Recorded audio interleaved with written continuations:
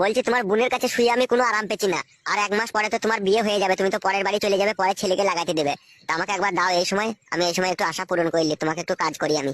কি যে বলো জামাই বাবু তুমি, ছি তোমার লজ্জা করে না এসব কথা বলতে? পরে ছেলেকে দেবা, তাহলে নিজের জামাই বাবুকে একবার করতে দেবে না, তুমিও বেশ মেয়ে বটে।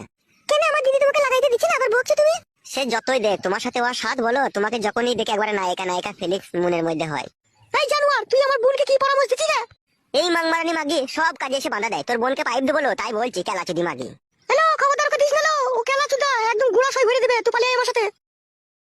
তুই খান কি বউ রে, বউ হইলে কোনো সময় আমার এই শুভ কাজে বাধা দিতিন না। হ্যাঁ হ্যাঁ কেলাচুদা, তাই বলে তোমার বোনকে লাগাবি নাকি? এই খান কি, তোর বোনকে পরে যখন লাগাবে তখন কি হবে লো খান কি, আমি ঘরে ছিলে একবার লাগাইলে অসুবিধা কি আছে লো পাটি? পরে লাগাক, তাহলে তুই পাবি না লাগাইতে কেলাচুদা। শালি বইয়ের কথা শুনো না, একবার এসো আমার কাছে। এই কেলাচুদা, আমি তো তোকে লাগাতে দিবে, আবার আমার বোনকে টানাটানি করছিস।